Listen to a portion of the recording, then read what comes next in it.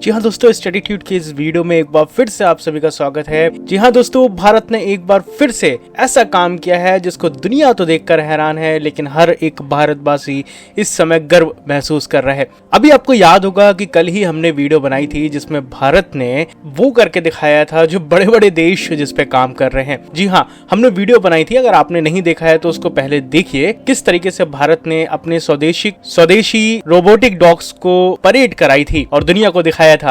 और आज एक बार फिर से वो दिन है जब भारत ने फिर से वो काम करके दिखाया है जिसको करने के लिए बड़े बड़े देशों के हाथ पैर फूल गए। और इस पर ये जो खबर आ रही है वो एक बार फिर से इसरो की तरफ से आ रही है। दोस्तों, अगर आपको नहीं पता है तो हम बता दें कि हाल ही में इसरो ने एक मिशन लॉन्च किया था जिसमें उन्होंने ये बताया था कि वो अंतरिक्ष में डॉकिंग करेंगे। ये डॉकिंग क्या होता है, आइए हम आपको पहले बताते हैं। दोस्तों, डॉकिंग एक तरीके की प्रक्रिया है। डॉकिंग एक तरीके का आप ऐसे समझ सकते हैं, मान लीजिए आप कोई भी अपना यान लेके भविष्य में आप अंतरिक्ष में जाते हैं। अब अंतरिक्ष में आपको कहीं रुकना है या किसी से कनेक्ट होना है, तो उस समय आप क्या करेंगे? उस समय काम आती है डॉकिंग विधि। जैसे अभी जो देख सकते हैं, ह्यूमन द्वारा बनाई गई सबसे महंगी चीज जो हमारे चारों ओर अंतरिक्ष में घूम रही है वो है अंतरिक्ष स्पेस स्टेशन। वो कैसे बनाया गया था? वो इसी विधि के द्वारा ही बनाया गया था। तो अब इंडिया भी ये करने वाला देश बन गया है।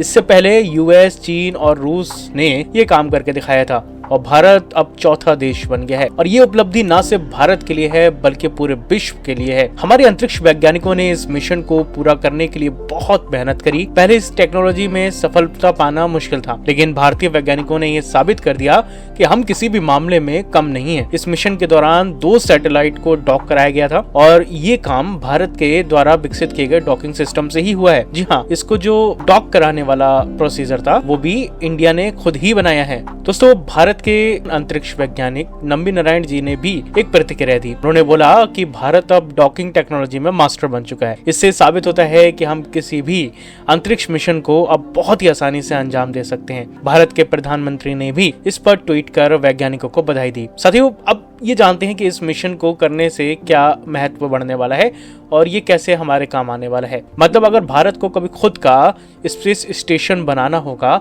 तो उस समय ये विधि हमारे काम में आएगी। इसके अलावा बहुत से ऐसे यान हैं या फिर हमें भविष्य में मंगल मिशन करने हैं, चंद्रमा के लिए मिशन करने हैं, उस समय ये तकनीक हमारे लिए काम आने वाली है। इसके अलावा आपको पता है कि भारत अपना गगनयान मिशन भी करने वाला है जिसमें वो ह्यूमंस को अंतरिक्ष में भेजने वाला है। उस समय भी ये विधि काम आ सकती है। इसके अलावा ये तकनीक भारत को अन्य देशों के साथ खड़ा करती है कि जो देश स्पेस टेक्नोलॉजी में आगे बढ़ रहे हैं और कुछ बड़ा कर रहे हैं। भारतीय अंतरिक्ष अनुसंधान संगठन इसरो के इस कदम ने न केवल तकनीकी क्षेत्र में भारत की ताकत बढ़ाई है बल्कि नई पीढ़ियों के वैज्ञानिकों को प्रेरित भी करेगा।